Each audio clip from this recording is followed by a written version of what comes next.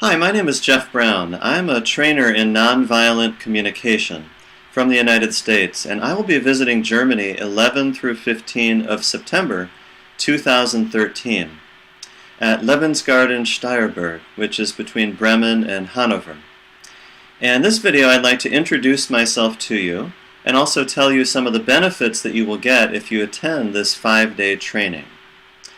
First of all, the overall goal of nonviolent or compassionate communication, as I see it, is to increase our own power to create the world of our choosing.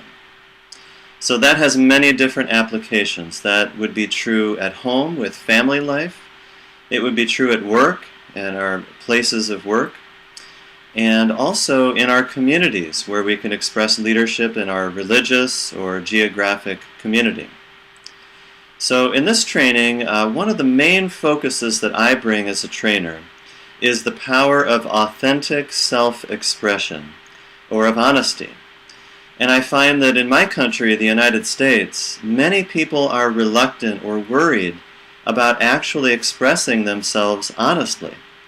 And I think there are many reasons for this, but the problem is that there are some negative consequences when we withhold or suppress our authenticity. Among these is that we do not have relationships based on trust and goodwill. Instead, we have superficial relationships that are based on flimsy or insincere intentions. So, some of the work that I do with people is I show them how to express themselves authentically in a way that tends to generate connection and goodwill with people, as opposed to alienating or separating them. So there are three main areas in which this kind of work can be helpful that I mentioned earlier. The first one is in family or personal relationships. So for example, many people who are married or in a partnership find themselves in conflict about certain priorities or needs. So for example, one partner might look for more intimacy and closeness, whereas another partner might want more freedom and flexibility. And often these things are seen as being in conflict. However, through the technology of nonviolent communication, as developed by Dr. Marshall Rosenberg, we have come to see that we can live a win-win mentality. We can actually discover ways through our creative, mutual problem solving that we can get everybody's needs met. So another area would be at work, at our job. Many people, I'm sad to say, live lives of silent suffering and desperation at their jobs. And I'm sad about this because I don't believe it needs to be this way. I believe that there are many patterns and structures that are present in workplaces that can be greatly improved when we apply the technology of honest self-expression, of mutual dialogue, and also of deep listening, empathic deep listening. So at work, we can actually apply these skills that you would learn in the training and learn how to inspire people to cooperate with you and to collaborate with you to find mutually satisfying solutions. And then finally, the third area would be in our communities. So most of us are involved in some way, shape, or form in our community. So for example, some people who attend this training might be involved in community leadership or mediation, or looking at conflicts that exist in our communities.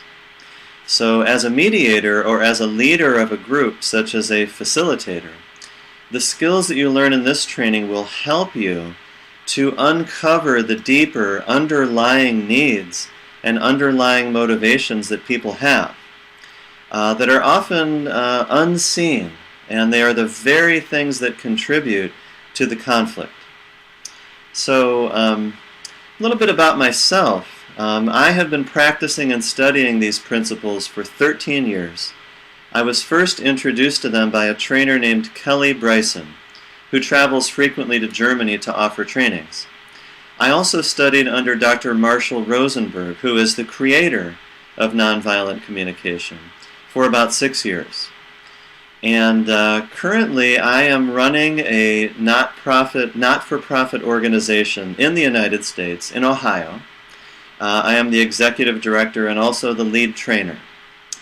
And finally, a lot of the focus of my work, my orientation to presenting these peacemaking skills, these communication skills, is based on what we call the living energy of needs approach to nonviolent communication. So if you're not familiar with that term, basically what that means is that we try to move beyond learning communication techniques, like learning the right words or the right phrases to say. And instead we tune into the deeper essence of what motivates us, what motivates me, what motivates you. And we teach people to orient themselves around these basic needs, these forms of energy that motivate us. Because if there's one thing that's important to understand, and that is that all human beings share the same basic needs. It's just our strategies that differ. So the living energy of needs approach to learning and practicing nonviolent communication, in my experience, really helps us to solidify and deepen where we're coming from and what our intention is. So I hope you will consider joining me for this training. Once again, it's 11 through 15 of September in 2013, and it's at a community called Lebensgarten. And if you'd like more information, I encourage you to click the link that appears below this video. There is a link that you can click to find more information about this training. And I thank you for listening.